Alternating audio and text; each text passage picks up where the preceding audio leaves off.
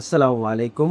Welcome to Abid computer academy. কেমন আছেন সবাই? আশা করি সবাই ভালো আছেন। আজকের ভিডিওতে আপনাদেরকে দেখাবো যে আমাদের অনেক সময় বারকোড ক্রিয়েট করা লাগে। বারকোড তৈরি করার জন্য আমরা যেটা করি সেটা হচ্ছে থার্ড পার্টি কোনো একটা লিঙ্কে প্রবেশ করি। লিঙ্কে প্রবেশ করে সেই লিঙ্ক থেকে কিন্তু আমরা বারকোড ক্রিয়েট করে থাকি। নরমালি যদি আমি আপনাদেরকে দেখাই যে এর আগে দেখাইছিলাম যেভাবে ফ্রিতে বারকোড জেনারেট করতে পারবেন। বারকোড জেনারেট করার জন্য বারকোড জেনারেট লিখে সার্চ করলাম। সার্চ করার পরে এখানে ফ্রিতে অনলাইন বারকোড আপনার যে কোনো ধরনের বারকোড কিন্তু আপনি এখান থেকে তৈরি করতে পারতেছেন। এখন কথা হচ্ছে যে আপনার যেন আমার এই কোডের বারকোডটা তৈরি করা লাগবে, আমি এই বারকোডটা এখান থেকে তৈরি করতে পারতেছি।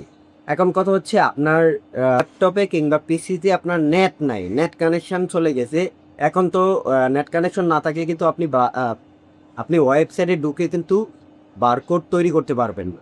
তো বারকোড ওয়েবসাইটে ঢুকে যখন আপনি তৈরি করতে পারবেন না, তখন আপনার ইমার্জেন্সি দরকার পড়ে যে তখন বারকোড লাগবেই। এর জন্য আপনারা যেটা করবেন, মাইক্রোসফট ওয়ার্ড ব্যবহার করতে পারেন। মাইক্রোসফট ওয়ার্ড দিয়ে খুব সহজেই কিন্তু বারকোড তৈরি করতে পারবেন।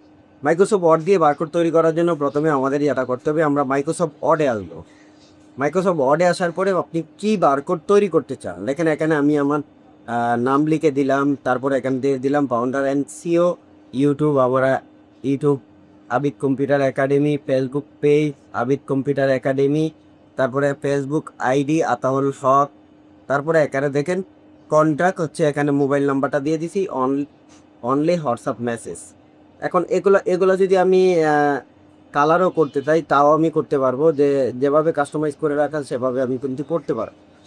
এখন আমরা যেহেতু বারকোড তৈরি করব, বারকোড তৈরি করার জন্য আমাদের যেটা করণীয় সেটা হচ্ছে আপনি আপনি যে টেক্সটটা লিখছেন এই টেক্সটের উপরে আপনারা লিখবেন ডিসপ্লে, এখানে লিখবেন বারকোড ডিসপ্লে বারকোড লেখার করে আমরা এখানে ইনভাইটেড কমা ব্যবহার করব, ডাবল ইনভাইটেড কমা ব্যবহার করব, এবং আমাদের এই লেখা শেষে একবারে শেষের লেখা শেষে এখানে আমরা ডাবল ইনভাইটেড কমা ব্যবহার করার পরে আমরা এখানে লিখব কিউআর, মানে আপনার পুরা লেখা শেষে আপনারা এই কিউআরটা লিখে দিতেই হবে বাধ্যতামূলক।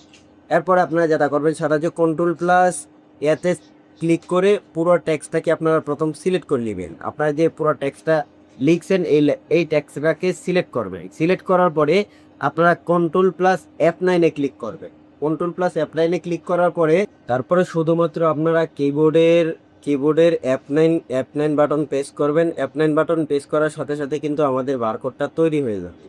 তো মাইক্রোসফট ওয়ার্ড দিয়ে যখন আপনি বারকোড তৈরি করতে পারবেন, তখন কিন্তু আপনার থার্ড পার্টি কোনো লিঙ্কের দরকার পড়ে না। আপনার যদি পিসি এবং ল্যাপটপে যদি আপনার নেটও না থাকে, তারপরে কিন্তু আপনারা বারকোডটি জেনারেট করতে পারেন মাইক্রোসফট ওয়ার্ড দিয়ে। তো আজকের টিউটোরিয়ালটি এ পর্যন্তই। আজকের টিউটোরিয়ালটি কেমন লাগছে কমেন্ট করে জানিয়ে দিবেন। কেউ যদি না বুঝে থাকেন কমেন্ট বক্সে কমেন্ট করতে পারেন। এরকম আরও ইন্টারেস্টিং ভিডিও পেতে যারা আমাদের চ্যানেলে নতুন আছেন, এখনও চ্যানেলটি সাবস্ক্রাইব করেনি, প্লিজ চ্যানেলটি সাবস্ক্রাইব করে আমাদের সঙ্গেই থাকবেন। সবাই ভালো থাকবেন, সুস্থ থাকবেন। দেখা হচ্ছে পরবর্তী কোনো টিউটোরিয়ালে। আসসালামু আলাইকুম ওয়া রাহমাতুল্লাহি ওয়া বারাকাতুহু।